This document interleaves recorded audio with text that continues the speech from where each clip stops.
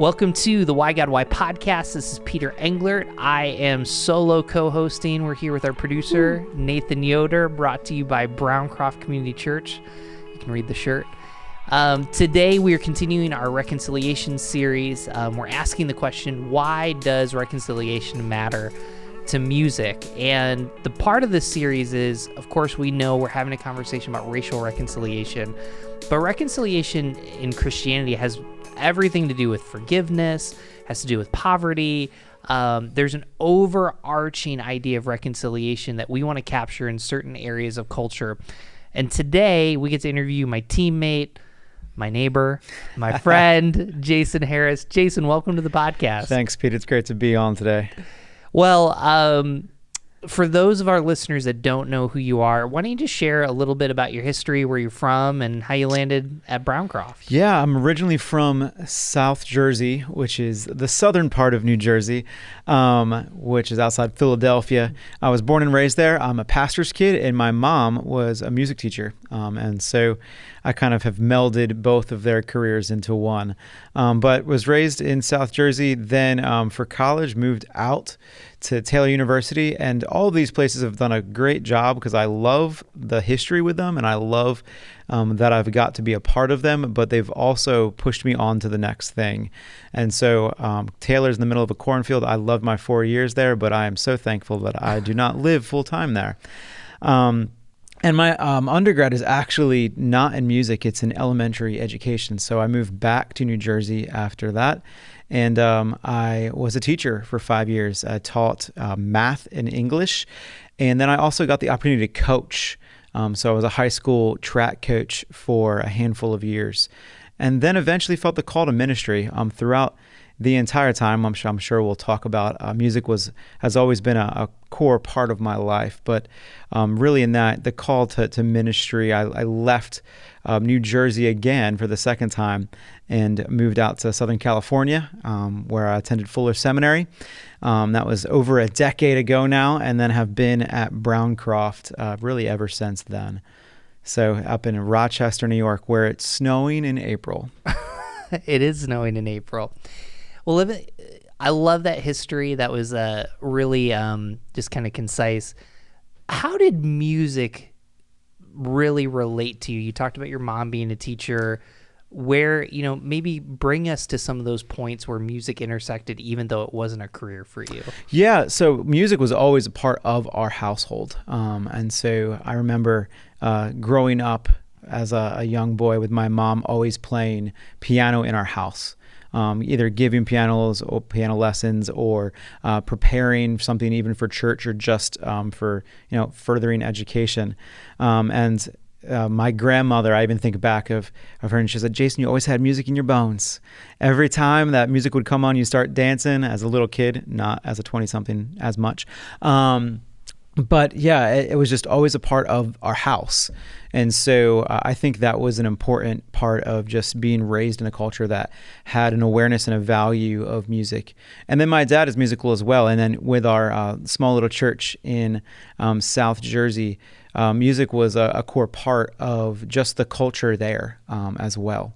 And so, as a part of our worship identity and worship culture, my dad, as the pastor of the church, was also at the time, especially when I was younger, was also the primary worship pastor. He led the songs. And I still remember some of the funny things of, well, it's funny now that I look back, like him directing the congregation as he led the songs.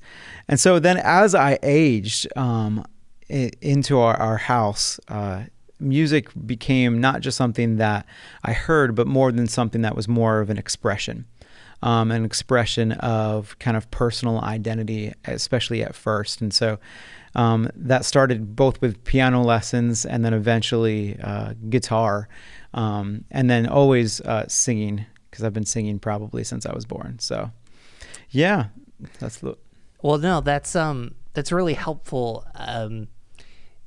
So one of the reasons I want to interview you is, if you're unchurched or dechurched, you might have heard stories. Churches have weird relationships with music. Like, there's times that I can look back in my life and I think about hearing a song and it brought people together. There's other times my grandma, God rest her soul in heaven, that, the worship leader said, we're going to be really loud because the kids are here. And she was, for about 50 years offended by that. So I guess from your experience, your dad has a great influence, your mom has a great influence, you were leading worship with them, even to serving in California. What was it like, music being a challenge and an opportunity for reconciliation from kind of those two chapters of your life? Well, music is interesting in that I think it emotes, it causes us to emote. It gets to a different part of just our identity beyond just having like a conversation in many cases. There's this book, Musicophilia, where he talks about where even people in a vegetative state, you start playing a piece of music from when they were in their teens or early 20s, and all of a sudden they come alive and they start tapping their feet. And so I think music strikes to a deeper core of both who we are and who we claim our identity to be in many ways. And so I think when you take that and then it also even broaden it a little bit, there is in music an experience, an expression of a community, of a culture. And so it's not something that you just have personally, but also everyone that's in the room. But everybody culturally, we are different. And so I think the hardship in many cases is, we have a billion radio stations on both the radio and online, digital radio, Spotify, all of that kind of stuff for a reason, because we all connect with a different song. And there's usually some kind of reason that we can harken back to, like a favorite song. There's a reason why we all don't have the same favorite song. And so we take that, and then when we come to the church, and we have to almost take that and put it together. We have to take that and say, okay, now that we all have different expressions, different identities, different cultures, and how do we come together with one voice? I think an interesting kind of analysis of the church, and we can go into different places, but like at a concert, everybody is there, cheering on or singing the same songs.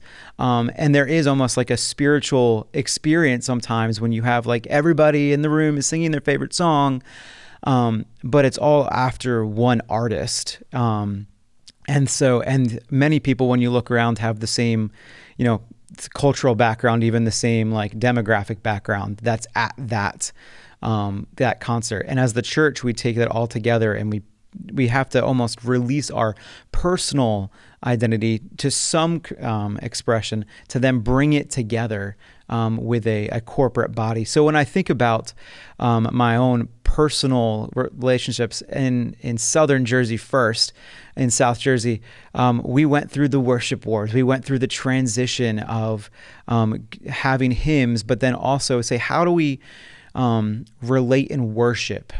Specifically, how do we take the language of the people, the expression of God, how do we relate the truth of God, and then how do we put it to a language that is similar to the heart language and the head language of our congregation? And so it was a transition, and even not one that you have one that has a clean end all the time. But, we introduced we introduced at one time choirs, and then bands, and then, and then as we go through that, it was all about trying to give our congregation an effective heart language to express their thankfulness, their glory to God, the glory of God. So, yeah, and then going into that same story. So when I left that South Jersey church, we did have two different worship styles. We had a traditional hymn-based worship style, and then one that had just piano music, no choir, but just piano. And then we had a worship band style service. So you had two different, in many cases, congregations being led by different worship pastors, the same senior pastor, so the same kind of primary voice, but two different people leading. And then when I went to Los Angeles, hold on, okay, let's go ahead. come back. What did that do to you, and like what did that do to your dad to feel like there's two different churches? I think I was too young. I was young and old enough to see kind of the pain that it calls the church, because there were so many. It just seemed very divisive. But at the same time, I mean, we're talking about when I was in my early teens at this stage, I was also thankful that I had a voice in our church service for the first time. Like, I understood what the songs were, and I felt a personal connection to the songs that we were singing, and I could understand the language that was being used, and even the structure of the songs kind of made more sense to me. At the same time, you have people of a different generation or different preference that had that same feeling about the other service. And so it was hard, I think, for my dad, especially to navigate that. I know it wasn't easy. It was very hard. And it was something even through the rest of his tenure, that it was still, how do we honor both services? How do we honor both preferences and worship styles, and make sure that there is value to both of them? Mm-hmm. So now take us, I mean, you almost had a mirror experience in Los Angeles. Yeah, it was multiplied. So I got the privilege really to work at a fantastic church in California while I was in seminary. I was one of the worship assistants, and it was a larger church that had multiple worship pastors on staff, and I got to kind of be an assistant in one of them. And so I think our worship staff was probably around 12 to 15 people. And so, but at that church, there were 4 different services with 4 different worship styles, with 4 different languages, heart languages, and expressions of worship. And that wasn't just music, but it was primarily music. There were some other things in readings, but the sermon was pretty much identical in all 4 services. And the times were very different as well, and that has a little bit to do with that, from Saturday night to Sunday morning. But the primary difference really was the worship style. It was interesting because I don't know if there's a solution to this per se, but in that case, you had basically 4 different churches within one roof. You had worship pastors that worked together, and generally worked together really well, but had very different, expressions of worship. And then they had their own congregations, and congregations were generally picking which service to go to, because the sermon was the same, by what worship expression they preferred. And so the problem with that is then you ended up with, a unique expression within each service, but and a unique culture. The problem was there wasn't. I think the one problem that as I look back of like what struck me that didn't work in that environment is just a general respect and unity of the larger body. There was more of a I prefer this service over this service because of the music, and it was more of a superiority of I choose this because this is greater than, less than this is my preference and I love this, but I also respect and love all of these other expressions as well. But it became more of a battle, even battle for resources and attendance. And so you'd have a little bit of just service competition that I think, especially within one church, wasn't always the healthiest. And so even as I look back at that, the worship pastors were coming together and saying, how do we wrestle with this? How do we lead and not necessarily take away from the expression that we were called to lead at that time, But how do we get beyond that to value and make sure that there was value, not just of the four primary expressions that they had, but also beyond them? How do we get into like different cultural languages or even different expressions within our primary culture, especially the city that we were called to serve and the unique area that church was called to serve was changing. And so those conversations, I was in the midst of kind of some of that wrestling, which was really cool as the area that this church was in was changing culturally as well. You said two things that I think it'd be helpful to define for our listeners. First, the worship wars, then heart language. How do you define those two things? So heart language is a language that it's kind of close to your personal identity, I think. A heart language is how God has spoken to you, or really, even if you take it outside of the church context, just what is your, expression, and what do you identify with when it comes to music? A lot of times this heart language, and it's not just music, but it's also when you were growing up, a lot of times in your teens into 20s, what was going on in the world? Because we're shaped by that. What was going on in your house? What was going on along culturally? And we're kind of shaped by these things. And then because of them, there's an expression that comes out of them. Mm-hmm. Even when you talk about like the songs that are written, in many cases, are a response to something going on, either in your life or something going on culturally. And so that heart language is how do you personally then connect with that music? And then and you take it into worship, how does God then use that to glorify him? So if you look at different cultures, so the Greatest Generation, those that are in their 80s, 90s, went through World War II. A lot of the songs that were written, especially for worship at that time, were all about kings. Were all about valor because you're coming off of World War II. And so even when you come into different like generations of like the 60s and 70s, you have a lot of love and peace, and because it was culturally relevant to really be talking about that. Now, all of these are important gospel truths, but we kind of latch a hold of one thing that speaks to kind of our need at that time. Even now, we're talking about like the God of justice, and how does that impact? Because that's something that we're crying out for as a culture, and when we do that, like that is who God is, and so that is an important aspect, and that needs to be a part of our worship, and so. Our heart language is those things that we connect with as we go through. So and our personal expression. And then worship wars are kind of what do we do when you have people of different heart languages under one roof, and how do we reconcile that together?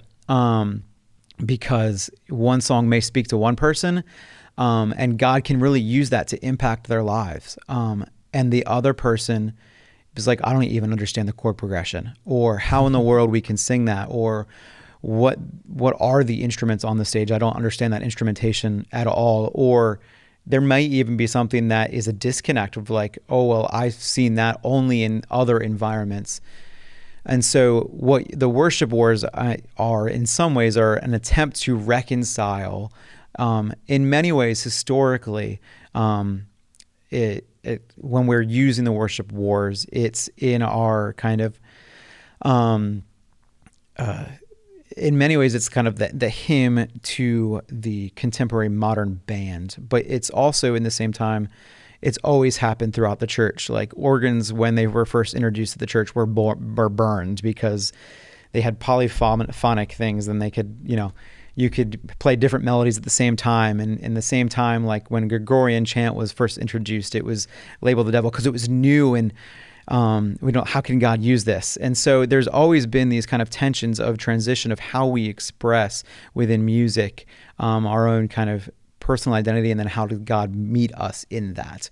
Music is in many ways kind of the tool for God to work and for us to express. So, this week that we're doing this episode, this is coming out in May, the Derek Chauvin case and, the Daniel Floyd verdict has come out. You've had a whole year. We interviewed Colin, who's, one of our teammates, interviewed Marvin Mumford, and I don't think people probably understand Sunday's coming. And, how are you and the team that you serve thinking through this Sunday, thinking through, you've had a lot of something happens on Friday. How do we address it? And so I guess I'm just kind of curious, how are you kind of looking, you brought up the God of justice. How are you looking at this Sunday when we're recording? Yeah, I think the big thing that when we're leading a congregation is both how do you play the short game, how do you play the long game? Mm-hmm. Knowing that the long game is what really matters. But you have, the long game is made up of instances of every Sunday. Right now we're looking at, okay, where do we hope to be in 3-6 months? Who do we need to talk to? What are the different songs that we need to be introducing as a congregation, or that we feel God is using both in our nation, and then also God could be using as a part of our voice as a church in this immediate day. And then not just songs, but even like the prayer times that we have in church. What do we want to be teaching our congregation over the next 3-6 months, maybe even longer? And then pulling it back to, things of like this week. It's keeping in mind that you are walking with people, and everyone is at a different place. But at the same time, as a pastor, you're leading a flock, you're shepherding. And so you have to say, okay, we're going to go in this direction, and we have to slowly, hopefully, move everybody along in one direction. So, we probably, sometimes you do need to take a moment in the service, acknowledge, the pain of the moment. You have to acknowledge even just where we're at. And then as a congregation, as individuals, and then hopefully, chart a path forward, so that you can, be at a different place in 3-6 months, even years, and look back and like, hey, we've been charting this destination. So that's what I think it's dangerous sometimes to get crazy on and overcompensate, especially in a worship service, to whatever's happening in the culture of the day. I think you have to prayerfully say, okay, God, how do we lead our people, and what are we wrestling with? But at the same time, you can't ignore some of the big things that are happening, because that's where we all live. We live in today. And so you have to be able to address that as simultaneously charting the long path. So I guess kind of backing up, when has music played a reconciliation role, in your life? Obviously you've been through a lot, and even just sharing there's a tension of, at times we need to lean into the issues, but at other times we actually need to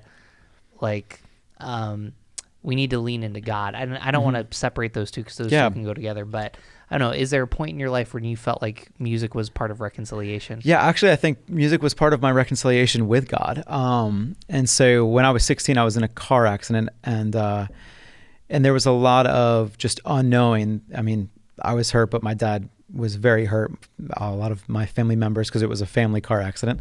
And so we really were wrestling, and I was really wrestling with, okay, like, God, how could you do this type of, just wrestling. And you wrestle a lot in your teenage years, I think, as I was brought up in the church. So you're kind of making your faith your own in many ways. And about that same time, I had just started picking up guitar. I'd played piano before that.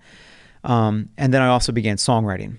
And that songwriting for me was a chance to have that kind of personal expression, and in many cases, prayers. And so I think writing songs allowed me and gave me a voice and a chance to kind of wrestle and reconcile with God the things that were happening, or the things that had happened, and gave me a chance to process in a kind of different lens.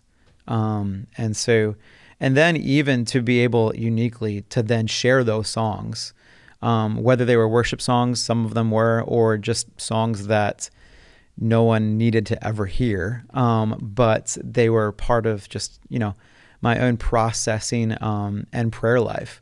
I think, especially, I think the first couple years especially, many of the songs that I played were songs that I wrote, and they were kind of prayers of not just reconciliation of coming, more about deepening a relationship, that even through trials and even through not understanding a lot of things, to write songs of, faithfulness and truth and love, I think were important, especially in that stage of my life.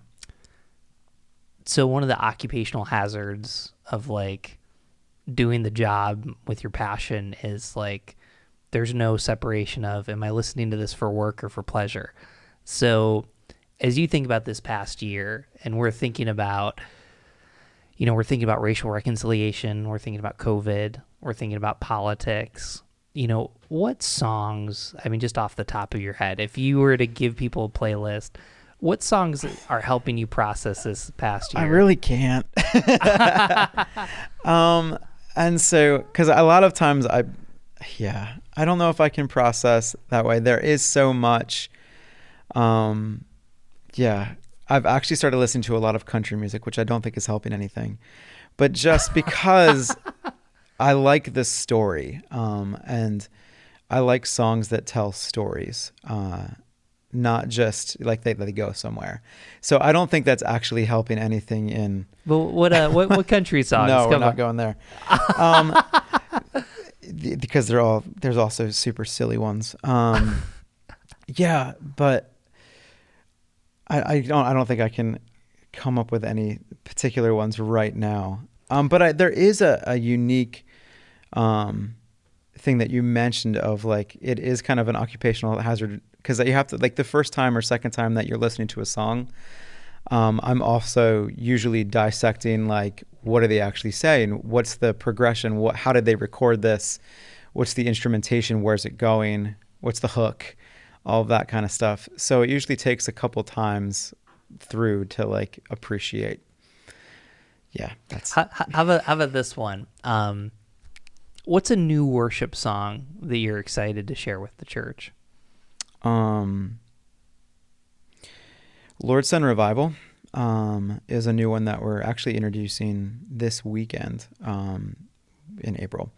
And several of the songs that we're going to be introducing over the next couple months are really about this longing and almost desperation for God to send His Spirit.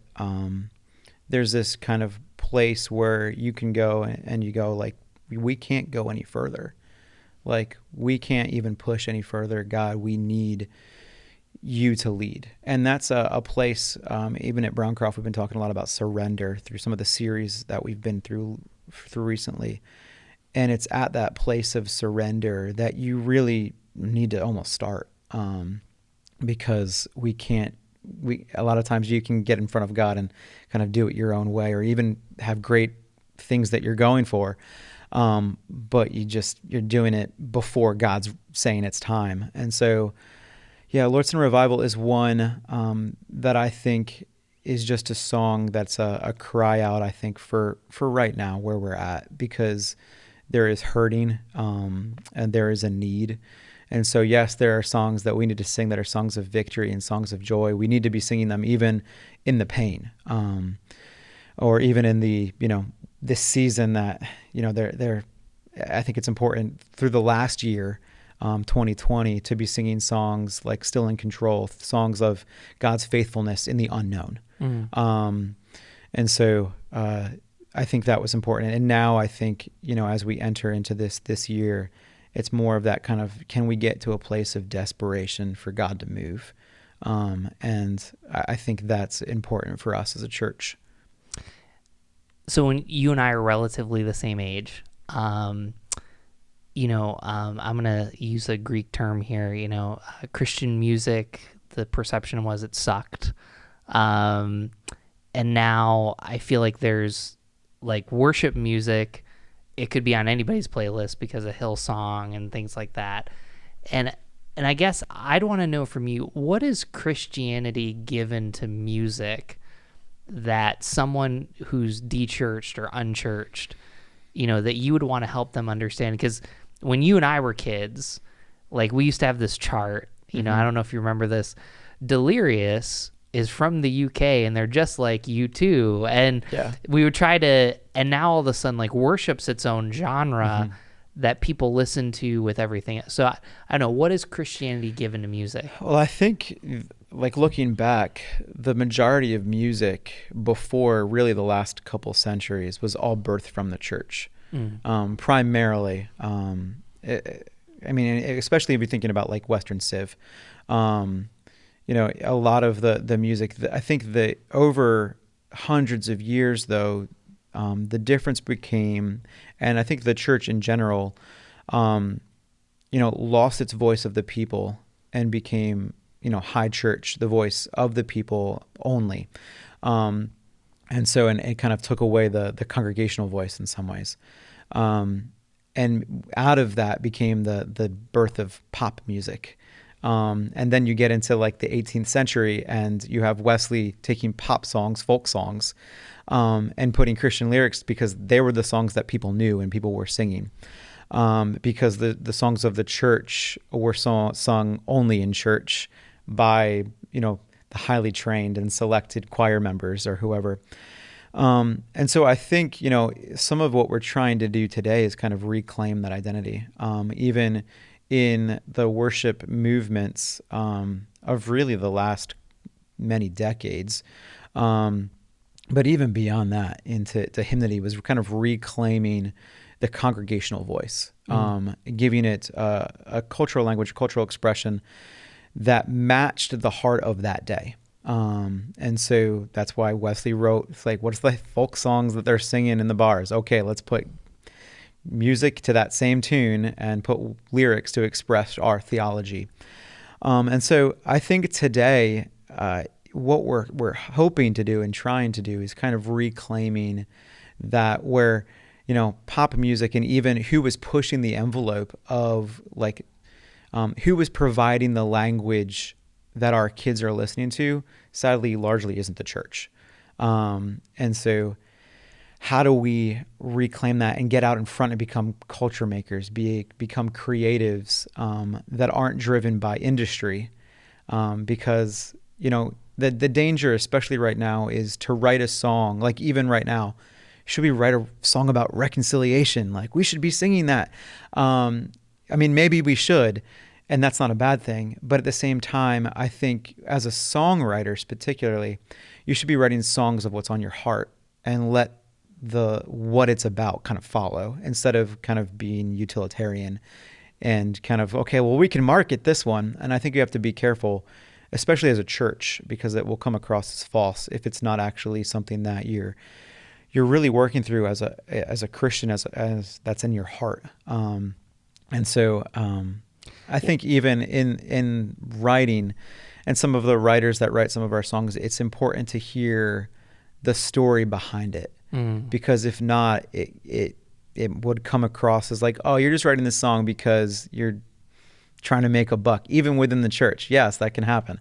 But really, I think it's important to hear the story of how the songs came about, and how it was out of a devotion or out of a reading or out of a sermon or out of a prayer time that, this song was written, or the primary part was birthed.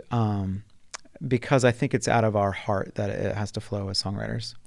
So what I'm kind of hearing from you is you have a song like Jesus Loves Me that is like the easiest, most singable song.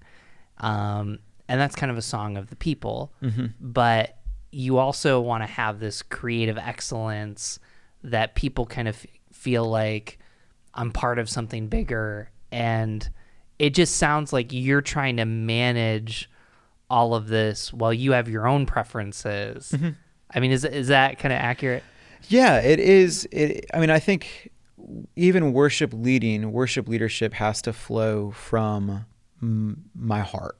Like, it has to flow from where I'm at. And so I've always said, like, I can't be a worship leader that I'm not. I can't do certain things. Now I can sing songs that I don't personally connect with and lead, because as I look at the corporate body, I'm like, yes, as a corporate body and as a pastor, we should be singing this. This reflects who I'm called to lead at this time. But I think, as a worship leader, it has to flow out of a time and of awareness and a personal relationship and a worship relationship with God. And then kind of flow from there. But yeah, and then we're always looking at okay, what's the creative expression? We're called to be creators. God has made us to be creators. And so, it's both giving a voice for the people and sometimes being the voice of the people. And so it's kind of a both and. So Jesus Loves Me. I love when, we're in the car and my kids start singing different worship songs that we've sung in church or sung at home. And even if they don't get all the words right, but that they have melodies that have stuck. And I think that's super, Living Hope is one of them. That when we were preparing that song, I think we sang it a couple weeks ago, when my wife and I we just sing in the house, and then our kids start singing along with it. That is, super cool, because it's something that it's okay. That's going down to the Jesus Loves Me, this I know, type of song. And it's okay, that's the one that we want. If our kids can sing it in the car, hopefully we can sing it together as adults in the church. Well, move over, Jackson 5. Here comes the Harris 5. We go. We don't. Well, what opportunity does music have in reconciliation? And again, when I define reconciliation, even for this series, yes, it's racial reconciliation, but it's also forgiveness. It's also, we've been in shutdown. What does that look like to pursue reconciliation through music? Yeah, reconciliation, I think, is kind of like a restoration of a relationship, and that can mean a whole lot of things. And I think, it can be just a restoration in a relationship with God, but it also can be with each other, and there's different relationships. So I think what music can play, music often gives us a language that we don't readily have. It gives us a means, and a lot of songs that we sing in church, it's giving us a verse, a chorus that we want to say, but we're honestly not creative to think about it. And at the same time, it gives us a voice that we can all say together corporately, because I think there is a difference between personal worship and corporate worship. And so just the ability in reconciliation also to come together in corporate worship, to say, yeah, we all have things coming and going in our lives. We are all at different places and stages in our faith, in, whatever's going on in our lives, but we can come together and sing these songs of truth. And so I think kind of getting back to our core identity in Christ is important, to be able to have a chorus that we can latch onto as a church and sing out. I think is key, because there's a unifying experience when you're all singing together. And I think it's part of that both emotion that God can use, but also that experience of oneness, singing, a chorus, a prayer, even sitting in silence or offering a prayer collectively as a church. That's unifying. And I think, the church, beyond just a service, can be using some of that same, unifying experiences, whether that's in service. Serving together is a great way, honestly, to reconcile with others, because if it's a way to just be partnering side by side, to be in, the Lord's business, or just be doing something together, it shows kind of a oneness and a collectiveness that we're moving together, that there's an empathy toward each other. And hopefully out of the songs that we sing, the times that we serve, the collective body, that we can really dive in. And once we have kind of that respect that we're for each other, and we all are unified in Christ, that we can then take that and kind of resolve some of the other kind of what hopefully become lesser than parts of who we are, because we share a oneness in Christ.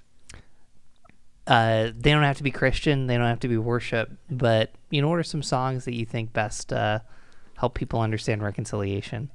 I mean, when I was thinking about this one, this question, the song that kept coming up was Amazing Grace. One, because of, now it's 100 years old, but also how it's been able to be used and influence different cultures, different generations, and speak to different people at different times. And it also talks about our core identity in Christ.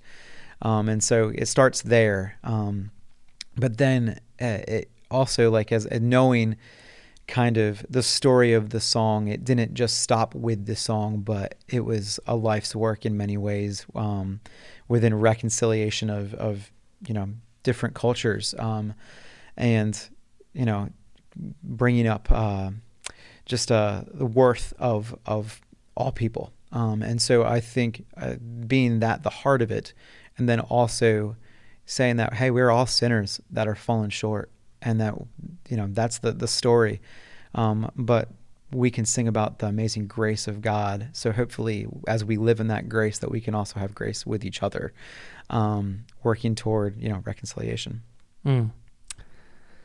Well, we always end this podcast, and you've got to go pick up your kids, so that's why we're. So we always end this podcast with a question: what does Jesus have to say about this topic? I'll go first, and then like what I tell all of our guests, you can clean up anything I mess up.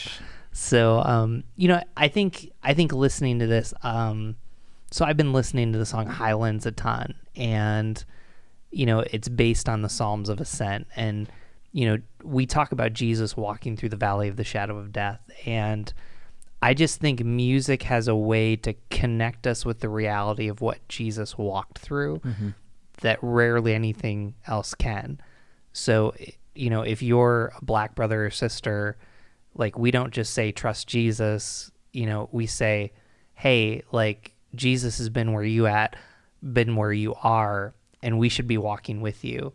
If you're, if you have COVID or you've been affected by that, like, Jesus walks with you in your grief. And in some ways, these verses that have now become music all of a sudden connect us on this powerful level that even if I don't understand, I can begin to have more compassion and empathy. So I think that's what I'm leaving with.